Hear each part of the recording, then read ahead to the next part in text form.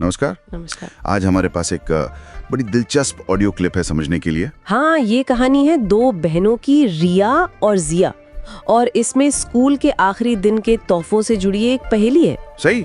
तो कहानी ये है कि रिया, छोटी बहन, अपने स्कूल के आखिरी दिन पर अपने क्लासमेट्स को तोहफे देना चाहती है। लड़कों को डायरी देनी है, हर एक डायरी 30 रुपए की। हाँ। और लड़कियों को गुड़िया, वो थोड़ी महंगी, 60 रुपए की हर एक। अच्छा, लेकिन यहाँ एक पेच है। हाँ। रिया को ये तो पता है कि उसकी क्लास में, मतलब उसे छोड़कर, कुल 35 बच्चे हैं। हाँ, 35। और ये भी पता है कि लड़कों की संख्या लड़कियों से 5 ज्यादा है। बिल्कुल, पर उसे ये नहीं मालूम कि ठीक ठीक कितने लड़के हैं और कितनी लड़कियां।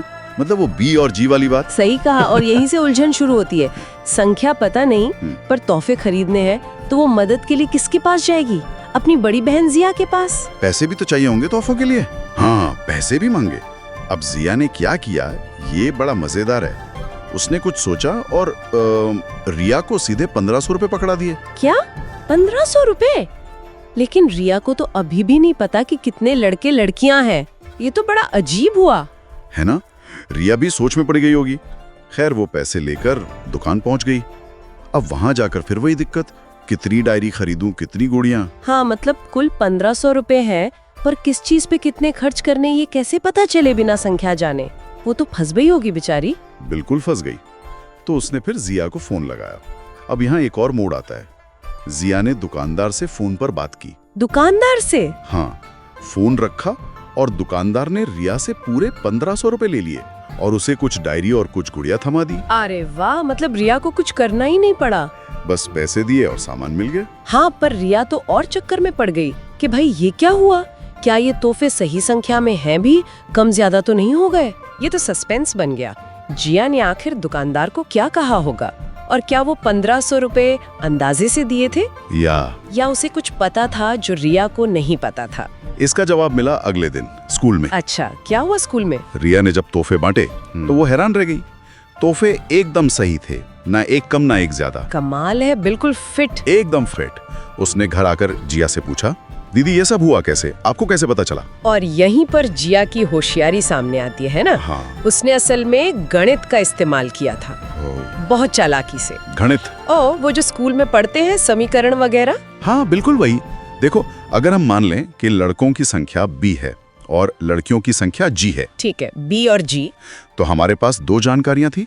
पहली, कुल छात्र कितने थे? 35। तो b प्लस जी बराबर 35। बिल्कुल सही, ये हुआ पहला समीकरण। और दूसरी जानकारी क्या थी? कि लड़के लड़कियों से 5 ज्यादा हैं। तो b बराबर g प्लस 5। एकदम बढ़िया, ये दूसरा समीकरण। अब देखो, हमारे पास 2 समीकरण है और 2 ही चीजें हमें नहीं पता, b और g। हाँ, ये तो जानी पहचानी बात लग रही है। इनको हल कर सकते हैं। अगर हम b की जगह g प्लस 5 पहले वाले में रख दें तो? हाँ, करो। तो पहला समीकरण बन जाएगा g plus 5 plus g is equal to 35। अच्छा, g plus 5 plus g is equal to 35। मतलब 2g plus 5 is equal to 35। सही। अब 5 को उधर ले जाओ। 2g इज इक्वल टू 35 5, यानी 2g इज इक्वल टू 30। तो g is equal to 30/2 is equal to 15। मतलब लड़कियां 15 थी। देखा, पता चल गया। अब लड़के कितने थे? वो लड़कियों से 5 ज्यादा थे। तो b is equal to g plus 5, मतलब b is equal to 15 plus 5 is equal to 20। अरे वाह, 20 लड़के और 15 लड़कियां। बिल्कुल। जिया ने सारा हिसाब मन में ही लगा लिया था। कमाल है, उसने ये पहली सुलझा ली। लेकिन एक मिनट, वो 1500 रुपए वाली बात, वो कैसे? हाँ, वो भी तो है। कहानी वहाँ खत्म नहीं हुई। याद है, जिया ने रिया को ठीक 1500 रुपए दिए थे, न कम न ज्यादा। अरे हाँ, ये कैसे पता चला कि खर्चा ठीक 1500 रुपए ही आएगा? चलो हिसाब लगाते हैं। 15 लड़कियां थी और हर लड़की के लिए 60 रुपए की गुड़िया। तो 15 गुणा 60। 15 छक्के 90। तो 900 रुपए गुणियों के। ठीक। और लड़के थे 20। और हर लड़के के लिए 30 रुपए की डायरी।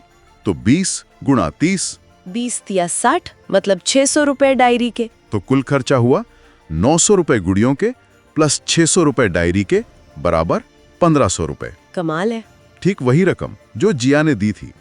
उसने सिर्फ संख्या ही नहीं पता लगाई, बल्कि कुल खर्च का भी एकदम सटीक हिसाब लगा लिया। बिल्कुल। और शायद फोन पे दुकानदार को यही समझाया होगा कि 15 गुड़ियां और 20 डायरी दे दो और 1500 रुपए ले लो। रिया तो सच में चौंक गई होगी ये सब समझकर। उसने जरूर अपनी बहन को धन्यवाद दिया होगा। हाँ बिल्कुल, ये कहानी दिखाती है कि कैसे थोड़ी सी जानकारी अगर सही से इस्तेमाल की जाए और थोड़ी सी तार्किक सोच एक ऐसी समस्या को सुलझा सकती है जो पहली नजर में उलझी हुई लगे। ये सिर्फ गणित का सवाल नहीं था, ये असल में उपलब्ध जानकारी के टुकड़ों को जोड़कर पूरी तस्वीर बनाने जैसा था। सही कहा।